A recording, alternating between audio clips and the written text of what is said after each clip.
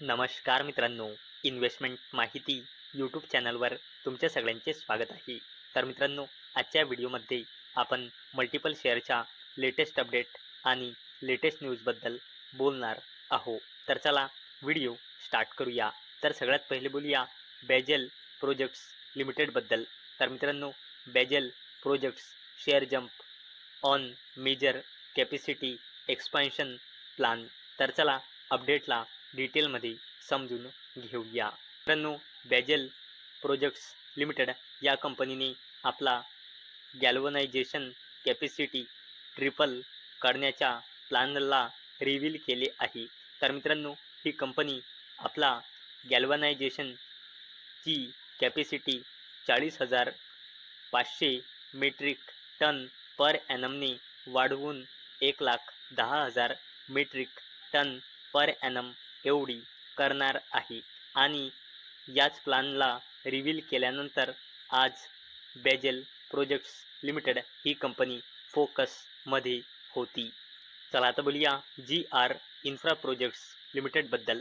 तर मित्रांनो, GR infra projects subsidiary gets NHAI note for ₹1,248 कोटी हायवे प्रोजेक्ट इन बिहार. तर चला अपडेटला डिटेलमध्ये समजून घेऊया. तर मित्रांनो, GR इन्फ्रा प्रोजेक्ट्स लिमिटेड या कंपनीला NHAI म्हणजे नॅशनल हायवेज ऑथॉरिटी ऑफ इंडियाकडून ऑर्डर मिळाला आहे मेजर इन्फ्रास्ट्रक्चर प्रोजेक्टसाठी अंडर द भारतमाला परियोजना. आणि मित्रांनो, या कॉन्ट्रॅक्टची व्हॅल्यू आहे 1,248.37 कोटी रुपये. आणि मित्रांनो, हा ऑर्डर अपॉइंटेड डेटपासून 730 दिवसामध्ये पूर्ण करायचा आहे.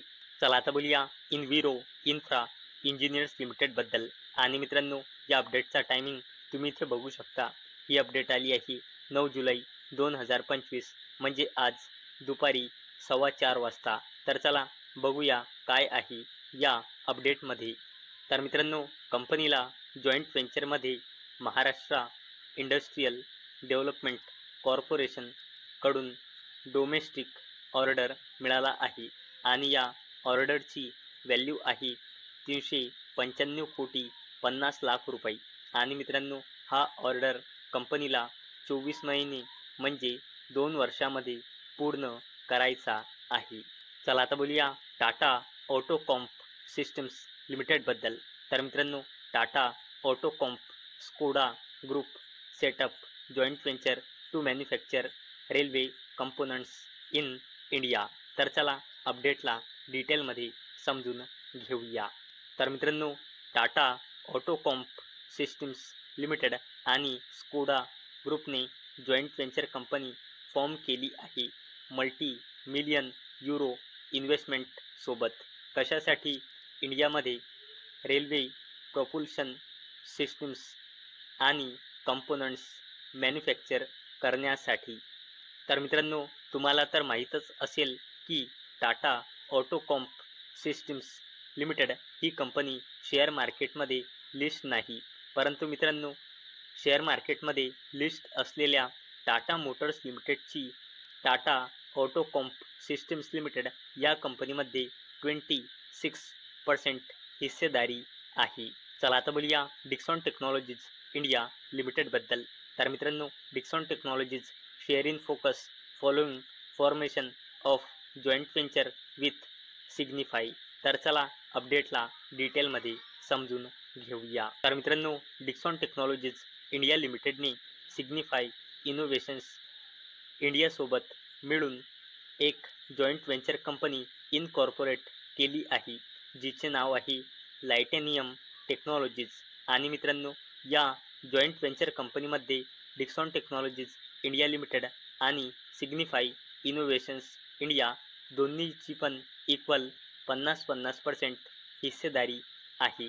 आणि मित्रांनो, ही जॉईंट व्हेंचर कंपनी फोकस करेल लाइटिंग प्रोडक्ट्स अँड ॲक्सेसरीजच्या मॅन्युफॅक्चरिंगवर. आणि मित्रांनो, या जॉईंट व्हेंचर कंपनीचा उद्देश आहे इंडियन लाइटिंग सेक्टरमध्ये मॅन्युफॅक्चरिंग कॅपेबिलिटीज आणि कंपनीचा प्रेझेन्स वाढवणे हा या जॉईंट व्हेंचर कंपनीचा उद्देश आहे. आता बोलूया अडानी एंटरप्राइजेस लिमिटेड बद्दल. तर मित्रांनो, Adani group sign agreement with MHADA to redevelop मुंबईच मोतीलाल नगर. तर चला अपडेटला डिटेलमध्ये समजून घेऊया. तर मित्रांनो, अडानी ग्रुपने ॲग्रीमेंट साईन केला आहे. कोणासोबत? MHADA म्हणजे Maharashtra housing and area development ऑथॉरिटीसोबत. कशासाठी? मुंबईच्या गोरेगाव वेस्टमध्ये Motilal Nagar 1, 2 and 3 colonies redevelop करण्यासाठी. आणि मित्रांनो, या प्रोजेक्टची एस्टिमेटेड व्हॅल्यू आहे 36,000 कोटी रुपये. आणि मित्रांनो, या अपडेटमुळे आपण अडानी ग्रुपची जबरदस्त कंपनी अडानी एंटरप्राइजेस लिमिटेडला स्टडी करू शकतो. चला आता बोलूया वोल्टास लिमिटेड बद्दल. तर मित्रांनो, वोल्टास लिमिटेडने फ्लो सिरीज फॅन्स लॉन्च करून सिलिंग फॅन मार्केटमध्ये एंट्री केली आहे.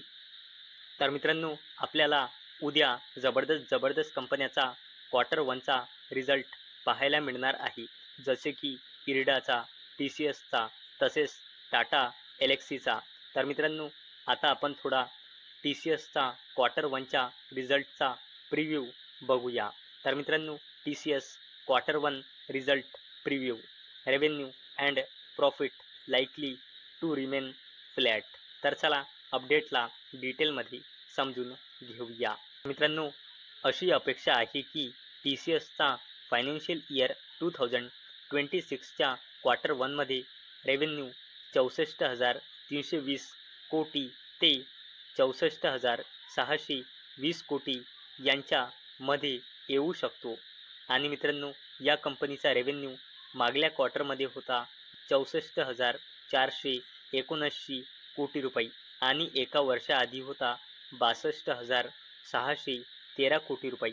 तसेच मित्रांनो, TCSचा नेट प्रॉफिट 12,200 कोटी रुपये येऊ शकतो, जो एका क्वार्टर पहिले होता 12,224 कोटी रुपये आणि एका वर्षाआधी होता 12,040 कोटी रुपये.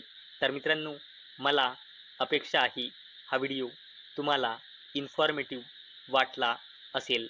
तर मित्रांनो, जर तुम्हाला हा व्हिडिओ इन्फॉर्मेटिव्ह वाटला असेल तर या व्हिडिओला लाईक करा आणि चॅनलला सबस्क्राईब करा. आणि मित्रांनो, हा व्हिडिओ फक्त आणि फक्त एज्युकेशन पर्पजसाठी बनवलेला आहे. माझ्याकडून काहीही रेकमेंडेशन नाही की तुम्ही या स्टॉक्सना बाय करा, सेल करा किंवा होल्ड करा. तर चला भेटूया उद्या संध्याकाळी 6 वाजता.